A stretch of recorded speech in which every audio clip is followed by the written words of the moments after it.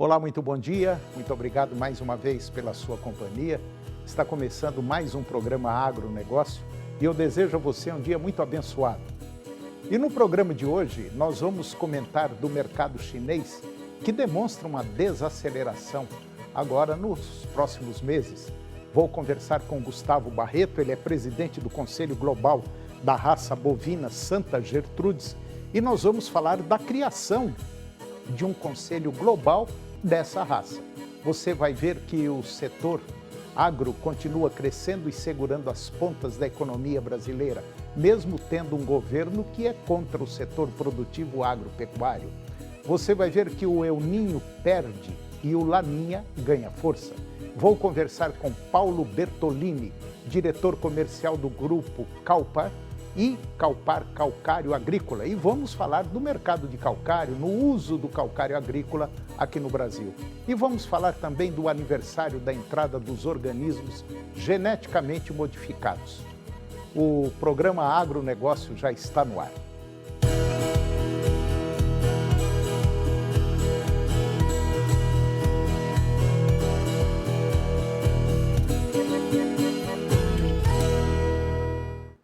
Eu começo o programa de hoje falando do mercado chinês que demonstra uma desaceleração agora nesses próximos meses. Um relatório do Fundo Monetário Internacional, FMI, projeta um crescimento econômico da China em 2004 na casa de 4,6%, contra uma estimativa anterior de 5,4%. Para os padrões chineses, que acostumou os analistas de mercado com números bem maiores, a previsão é considerada modesta. Além disso, de 2024 a 2028, a expectativa do FMI é de que a China enfrente um ciclo de desaceleração econômica. E para 2028, a expectativa é de uma alta de 3,4%. Essa freada, de acordo com especialistas, trará inevitáveis impactos sobre o mercado internacional. Para Fernando Iglesias, que é o analista das safras e mercado, a desaceleração do gigante asiático deve pressionar as exportações do Brasil, já que a nossa economia ela é muito centrada no mercado chinês. Produtos como carne bovina, frango, suína, minério de ferro, milho, soja, algodão e tantas outras diferentes commodities que exportamos, nós temos aí a China como principal compradora e serão provavelmente impactados, com destaque para as carnes, e isso por conta da crise na suinocultura lá na China. O Iglesias também acrescenta que a China sairá de uma situação de crise de escassez de oferta em 2022 para uma crise de excesso de oferta com muita carne suína no país, com custos altos para a produção dessa proteína.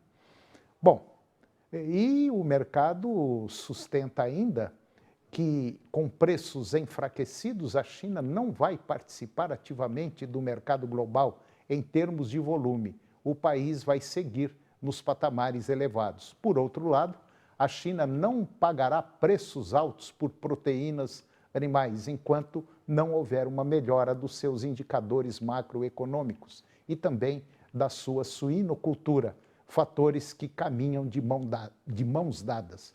Para o Fernando Iglesias, ele disse que quando nós vermos aí um mercado mais enxuto em termos de carne suína, é uma expectativa de melhora da economia pelos estímulos do governo da China. Sendo assim, 2024 não deve ser aí um ano de altas explosivas. E agora você vai ver que o setor agro continua crescendo e segurando as pontas da economia brasileira, mesmo tendo aí um governo que é meio contra o setor produtivo agropecuário. Pelo terceiro ano consecutivo, as exportações do agro brasileiro alcançaram valores recordes. Os 166,5 bilhões de dólares vendidos ao exterior do ano passado representam um aumento de 4,8% em relação aos resultados de 2022, mesmo sendo bem abaixo do crescimento de 32% registrado no período anterior. Os quase 167 bilhões de dólares merecem ser celebrados, especialmente considerando a queda e aparente estabilização dos preços internacionais dos alimentos, que cresceram vertiginosamente nos últimos anos, devido à pandemia da Covid-19. Comparando o desempenho do agro com os demais setores produtivos, fica claro o peso do setor rural para a economia brasileira. De tudo que o Brasil exportou em 2023, 49% foi agro. O país fechou o ano com superávit total, quer dizer, exportações menos importações de 98,8 bi, graças ao superávit do agronegócio de quase 150 bilhões de dólares. Boa parte desse resultado tem relação com a China, que não só continua sendo o principal comprador de produtos agropecuários brasileiros, como ampliou a sua relevância, com 36% da participação do total vendido em 2023. Em 2022, o share chinês era de 32%. Em termos absolutos, a importância das compras chinesas fica ainda mais evidente. Em 2023, o agro exportou 7,7 bi, a mais que 2022. O aumento das importações chinesas no mesmo período foi de 9,5 bi. Isso significa que a ampliação das exportações para a China, ela compensou a redução das vendas para outros mercados, como, por exemplo, a União Europeia, que comprou quase 4 bilhões de dólares a menos no ano passado. E agora eu vou conversar com Paulo Bertolini. O Paulo, ele é diretor comercial do Grupo Calpar e também da Calpar Calcário Agrícola, e nós vamos falar do mercado de calcário, do uso do calcário agrícola aqui no Brasil. Paulo Bertolini, muito bom dia, muito obrigado pela sua presença mais uma vez no nosso programa, para falar de um tema interessante que, de maneira geral, ele até, vamos dizer assim, pelo tamanho do agro, do setor agrícola, ele até é pouco utilizado, né, o calcário. Tudo bem, Paulo? Bom dia, é um prazer estar aqui com vocês novamente. Realmente, pela quantidade de área de agricultura que a gente tem e de pastagens, o Brasil consome muito pouco calcário. Só na agricultura, aí, mais de 70 milhões de hectares seriam suficientes ou seriam necessários um consumo em torno de 100 milhões de toneladas de calcário, simplesmente para fazer uma manutenção de uma terra no estado adequado de fertilidade. E considerando ainda toda a área de pastagem que a gente percebe que o consumo de calcário agrícola no Brasil ainda está muito abaixo daquilo que seria necessário. O Brasil produz menos de 60 milhões de toneladas de calcário todo ano, entre calcário calcítico e calcário dolomítico. O dolomítico, lembrando, é o que tem magnésio, é o que faz a correção da acidez do solo e provém magnésio para as plantas também. Então, a gente tem um grande trecho ainda de conscientização, porque o calcário agrícola é um insumo básico, ele existe há milhões de anos aí na natureza, ele já o uso já é bíblico, né, uma tecnologia, uma técnica nova de utilização, e aí a gente percebe que ainda falta muita conscientização, muita análise de solo para os agricultores e pecuaristas, para eles perceberem realmente a necessidade da calagem, uma calagem bem feita para uma produtividade tanto de pastagem como de agricultura e floresta também, de forma bastante adequada. Pois é. Quando a gente fala em calcário, principalmente voltado para a pecuária, quer dizer, se você partir assim para um ponto bem, vamos dizer assim, bem focado, a gente percebe que a nossa pecuária, tanto leite e principalmente corte, poderia ser uma pecuária mais eficiente, basicamente só com o uso do calcário, né? Quer dizer, já faz uma diferença absurda. Porque o calcário, na verdade, ele não é só um corretivo de acidez, ele promove dentro do solo uma ação química bastante importante. Além de prover cálcio e magnésio para as plantas e para as pastagens, ele também neutraliza elementos tóxicos para elas, que impedem o desenvolvimento dela, por exemplo, como o alumínio. Ele também libera para a planta a absorção do fósforo, que muitas vezes está retido na argila do solo. Então, ele cria um ambiente onde a planta utiliza melhor os nutrientes que até então estavam fixos, além de prover também a nutrição com macroelementos secundários, que são o cálcio e o magnésio. Pois é, basicamente a gente presta um serviço excelente ao meio ambiente, então, com o uso de calcário. Na verdade, a gente potencializa a fixação, inclusive, de carbono no solo, quando a gente permite que esse solo dê todo o potencial dele de crescimento para as plantas que estão ali cultivadas. Sejam elas perenes, eu falo de árvores, falo, por exemplo, cultivo de café, laranja e outras de agricultura perene, como as periódicas, né? Como grãos, algodão, enfim, qualquer tipo de agricultura, ela precisa de um solo bastante equilibrado, com cálcio e magnésio suficiente e com pH corrigido.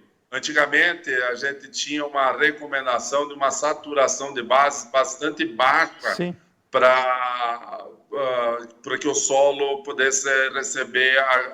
Mas hoje, a recomendação técnica é para uma saturação de bases mais alta, em torno de 100%. Então, toda recomendação ela tem que seguir toda recomendação técnica ela tem que ser seguida pelo agricultor. E o pontapé inicial é fazer a análise do solo para que essa recomendação seja feita pelos agrônomos, pelos técnicos, da forma mais eficiente possível.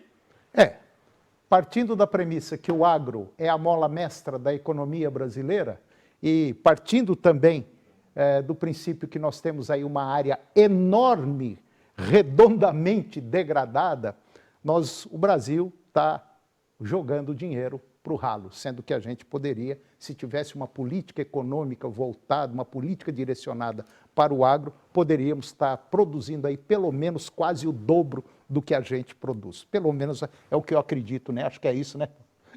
Exatamente. A gente usaria melhor os recursos que a gente tem na nossa mão, principalmente a terra. Verdade. Bom, eu conversei com Paulo Bertolini, ele é diretor comercial do grupo Calpar, e Calpar Calcário Agrícola, uma das maiores empresas de calcário do Brasil. Paulo, mais uma vez, obrigado aí pela sua participação, sempre muito ilustrativa. Um grande abraço e obrigado, Paulo. Obrigado, bom dia a todos. Bom dia, Paulo. E depois do intervalo, nós vamos falar do aniversário da entrada dos organismos geneticamente modificados aqui no Brasil. E eu vou conversar com Gustavo Barreto, ele é presidente do Conselho Global Santa Gertrudes. E nós vamos falar da criação do Conselho Global da raça Santa Gertrudes. Nós voltamos já, é um minutinho só.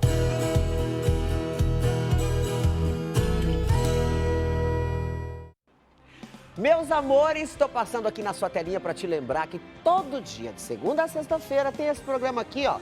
SBT Notícias Goiás, o programa que conquistou o coração dos goianos. Avisa para todo mundo em cada cantinho do estado de Goiás que a gente chega sempre no finalzinho da manhã, aquele que antecipa todas as notícias importantes. Tanto da manhã, quanto da madrugada, quanto da noite. Estou te esperando, hein? 11h15 da manhã, o seu encontro é comigo no SBT Notícias Goiás.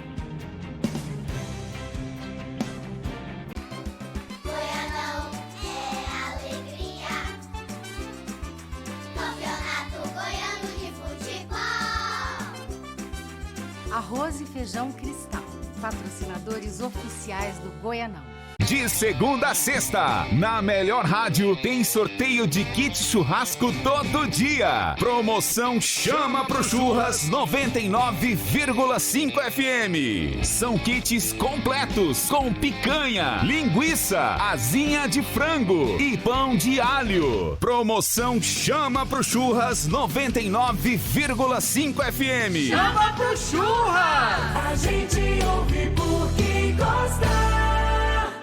Oferecimento, agora sua recarga TIM vira bebida gelada no app Zé Delivery. Recarregue agora. Mentes brilhantes. O amanhã é agora. Vestibular 2024 Unievangélica. Inscreva-se. TV Serra Dourada. A TV do seu tempo, o tempo todo com você. 25 milhões de dólares. Aí tem 25 milhões? Mais ou menos isso. É o maior roubo em dinheiro da história americana. 8 bilhões de dólares roubados de uma companhia de segurança em Nova York. Cadê o Chris? E cadê o dinheiro? É muita grana, não é? É muita grana. Não acaba mais. Grana pra caramba. Hoje, 11h15 da noite. Tá tudo aqui, cada centavo. Eu te disse que ia pegar tudo. O grande assalto. No Cine Espetacular. Agronegócio. Oferecimento Moinho Fino. A vida só começa depois do café. De um bom café.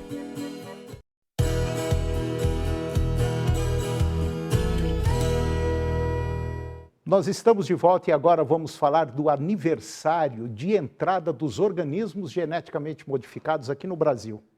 A temporada agrícola 22-23 assinalou o 25º aniversário, 25 anos, da autorização do primeiro plantio de organismos geneticamente modificados no Brasil. A autorização dos transgênicos gerou aumento de receita de 30 bilhões de dólares para a agricultura brasileira, segundo uma pesquisa que foi realizada pela CropLife Brasil e pela agência AgroConsult. As culturas que contam com biotecnologia, elas ocupam atualmente uma área de 56,9 milhões de hectares aqui no Brasil, o que torna o segundo maior país a utilizar no mundo variedades geneticamente modificadas. E de acordo com o Departamento de Estratégias e Soluções da AgroConsult, o cálculo leva em conta o aumento da produtividade, o preço das commodities e a extensão da área cultivada anualmente desde a temporada 1998-1999. O acréscimo na produtividade ela foi avaliada pela comparação entre sementes com modificação genética e sementes de variedades tradicionais. A AgroConsult ela apontou que os 30 bilhões de dólares correspondem exclusivamente à receita adicional gerada para os agricultores, mas o benefício integral da adoção de culturas transgênicas é ainda maior.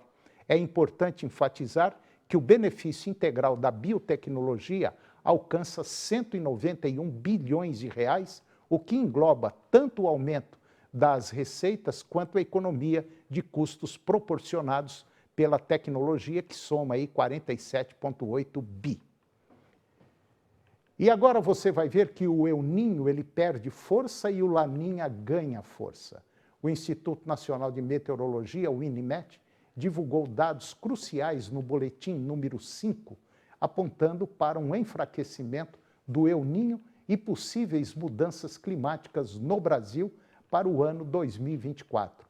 Em parceria com a Agência Nacional de Águas e Saneamento Básico e também pelo Centro Nacional de Gerenciamento de Riscos e Desastres, o relatório destaca as previsões e o impacto no fenômeno. De acordo com o relatório, embora o El Niño esteja atualmente classificado como forte, a tendência é que sua intensidade diminua de moderada para fraca nos próximos meses, com uma possível transição para o Laninha no segundo semestre do ano. Essa informação baseada em dados do INMET é crucial para a tomada de decisões governamentais e ações de riscos em todo o país. As previsões para a temperatura da superfície do mar na região do Oceano Pacífico Equatorial, feitas por modelos climáticos globais, indicam uma alta probabilidade de que as condições do El Niño persistam até abril de 2024 com 98% de certeza. No entanto, a maioria dos modelos climáticos aponta para um enfraquecimento gradual do fenômeno, variando de intensidade moderada a fraca, com anomalias de temperatura da superfície do mar na região do Pacífico Central inferiores a 1,4 grau centígrado. E agora eu vou conversar com Gustavo Barreto. O Gustavo ele é o presidente do Conselho Global da Raça Santa Gertrudes e nós vamos falar da criação de um Conselho Global da Raça Gertrudes. Gustavo Barreto, muito bom dia, muito obrigado pela sua presença aqui no nosso programa para falar de uma raça já antiga aqui no Brasil e que agora ela parece estar tomando uma injeção na veia e está voltando com força total. É mais ou menos isso? Bom dia. Bom dia, Tony. É isso mesmo. É um prazer estar aqui com vocês. A raça comemorou 70 anos ano passado com o Congresso Mundial da Raça aqui no Brasil, que contou com a participação de mais de 7 países, né? E com isso a gente criou o Conselho Global da Raça, que foi um projeto que se iniciou no último congresso, lá em 2019, nos Estados Unidos, e que a gente conseguiu botar em prática agora no Congresso Mundial do Brasil 2023. Tá. A raça Santa Gertrudes, ela entrou no Brasil aí há algum tempo, talvez aí uns 30, 40 anos, com uma força total, depois deu uma arrefecida e agora ela volta porque é uma raça muito boa para cruzamento, principalmente com a Nelore, né? Com a base que nós temos aqui, né? Isso. É um cruzamento que dá um resultado muito bom, porque você tem uma heterose, né? Que todo cruzamento a gente faz procurando essa heterose, né? E sem perder a rusticidade, né? Então a gente tem desempenho com rusticidade. Ô, Gustavo, me fala um pouquinho da raça Santa Gertrudes. Ela é uma raça pura, ela é uma raça sintética. Como é que é a raça Santa Gertrudes? Ela é uma raça sintética, a primeira que foi criada nos Estados Unidos, né? Lá no King Ranch, no sul do Texas, justamente com a utilização do animal de 5/8 Shorton com 3/8 Brahma, né? Que foi a proporção que as universidades, junto com a fazenda King Ranch, conseguiram chegar nessa melhor qualidade, né? Eles fixaram a raça nesse padrão de 5/8 com 3/8. E em cima disso, outras raças vieram copiando essa padronização do Santa Gertrudes. Tá. Hoje, quando eu faço o cruzamento dela com a Nelore, eu obtenho um animal meio sangue, e esse animal meio sangue a gente percebe que ele puxa um pouco, ele fica meio claro, fica meio escuro, ele dá uma miscigenada, né? Ele dá vários tipos de pelagem, né?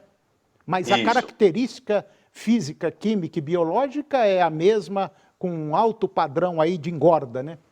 Isso. Nós temos uma padronização da produção em termos de carcaça de animal, certo? Mas como nós somos da tonalidade red, que chamam do vermelho, né? Sim. Então a gente não consegue dar uma padronização de cor junto com o Nelore, certo? Então tem essa variação de cor, que vai depender também da base Nelore que você usa, né? Da base de cruzamento que você usa. Mas a gente consegue imprimir todas as qualidades em cima desse cruzamento, porque diferente de outras raças, certo? De outras raças sintéticas, o Santa Gertrudes, eu não faço o Santa Gertrudes na minha fazenda, assim, pegar um 5/8 Shorton com 3/8 Brahma, ele nasceu aqui, é Santa Gertrudes. Então é uma raça que já vem fixada, né? Com mais de 100 anos de criação. Agora, eu desmamo em condições normais de um criatório, vamos dizer assim, profissional, uma coisa bem certinha, eu consigo desmamar um meio sangue Santa Gertrudes por volta de quanto? A gente sempre diz que depende muito da condição que a pessoa tem. Sim. A gente sempre vê casos de 1 arroba a 1,5 arroba a mais do que a pessoa já conseguia. Então você tem um incremento aí de 1 arroba na desmama. Bom, então seria um fato muito interessante, é muito positivo esse cruzamento, porque você obter aí 15 quilos a mais em 7 meses é um negócio fantástico. Isso, é isso mesmo. Então a gente tem fazendas, até clientes no Mato Grosso do Sul, que finalizaram o Santa Gertrudes com 15 meses e meio, 20 arrobas, 58% de rendimento de carcaça. 15 arrobas? Não, 15 meses 15 e meio. 15 meses com 20 arrobas? 20 arrobas, 58% de rendimento de carcaça. Ué, mas aí é um negócio... Isso é uma fazenda que o projeto dele é desmamar e ir para o frigorífico no mesmo ano. Pois é, era justamente o que eu ia falar. Com 7 meses, você obtendo na desmama uma arroba a mais, eu ia até jogar em 20 meses esse animal indo para o abate. Mas aí você me fala com 15 meses de abate, é algo muito bom, é algo excelente. Isso. Eles desmamam lá com 7 meses, passa 3 meses aí no pasto, né, no proteinado, né? E passa aí em torno de 115, 117 dias no confinamento. Agora, você me falou 58% de rendimento de carcaça? Isso. É um negócio muito bom, hein? É muito bom. Isso é o que eu digo assim, a pecuária hoje, você se enquadra em vários projetos, né? A gente tem projetos que com 20 meses, ele bota as 18 arrobas, 19 arrobas, as 20 arrobas. Né? Então vai depender do que você vai intensificar. Bom, aí nós estamos falando de uma pecuária intensiva e lucrativa. Isso. Agora, realmente. Agora, é uma fase que a gente acompanha tudo lá, desde o índice da IATF, certo, até os índices de abate. A gente fez ultrassom de carcaça dos animais pré-abate, para a gente ver todo o resultado desse projeto lá. O Santa Gertrudes é um gado dócil? É um animal dócil? Muito dócil. Uma das características principais do Santa Gertrudes é essa docilidade e que a Associação Brasileira de Santa Gertrudes prioriza muito. O que facilita o manejo, a segurança dos colaboradores e também o animal que ele está mais calmo, ele num confinamento, ele vai estar mais preocupado em comer, menos agitado, dando menos manutenção nas instalações. Verdade. Ô Gustavo, só para finalizar, já deram um sinal aqui que está acabando o nosso tempo, me fala da morte desse principal touro Santa Gertrudes, o Justus, né? Isso. Touro Justus é um touro que foi um sucesso no mercado brasileiro, foi o relançamento, vamos dizer assim, do novo Santa Gertrudes, certo? O Santa Gertrudes, como eu disse, tem 70 anos de Brasil, e durante esses 70 anos de Brasil, ele foi trabalhando o melhoramento genético, né? E esse Justus é a prova disso. A mãe dele, a linhagem materna, é uma linhagem que foi campeã da prova do IZ, do Instituto de Zootecnia de São Paulo, prova de ganho de peso. E o pai foi o grande gladiador, que foi o embrião que a gente trouxe da África do Sul, né? Fazendo todo um trabalho de melhoramento genético, mostrou o Justus, que é um touro que é o exemplo do Santa Gertrudes brasileiro, que é o Santa Gertrudes moderno, o Santa Gertrudes com excelência em carcaça, excelência em precocidade, certo? É um touro que mostra o trabalho que a Associação Brasileira de Santa Gertrudes está fazendo ao longo dos anos aí no Brasil, justamente mostrando o quê? Mostrando a evolução do Santa Gertrudes e que o Santa Gertrudes está pronto para atender a pecuária brasileira. Ótimo. Bom, eu conversei com o Gustavo Barreto. O Gustavo, ele é o presidente global do Conselho Global da Raça Santa Gertrudes e está mostrando aí, está fazendo um trabalho de base excelente, fazendo com que a raça Santa Gertrudes volte com força total, principalmente visando o cruzamento com a Nelore, que dá um excelente animal para terminação. Gustavo Barreto, muito obrigado pela sua presença aqui, foi excelente essa conversa. Eu espero trazê-lo mais vezes aqui para a gente conversar um pouquinho mais. Muito obrigado, meu irmão, um grande abraço. Obrigado a vocês, estamos sempre à disposição. Grande abraço. Obrigado. Valeu. E o programa de hoje chegou ao fim. Eu termino o nosso programa com a seguinte frase: o verdadeiro segredo da felicidade está em ter um genuíno interesse por todos os detalhes da vida cotidiana. Um grande abraço, muito obrigado pela sua companhia, que Deus os abençoe e até o próximo programa. TV Serra Dourada SBT Goiânia. Agora suas manhãs têm mais alegria na TV Serra Dourada, com Silvier Alves, de segunda a sexta, às 11h15. A seguir, Primeiro Impacto Continuação.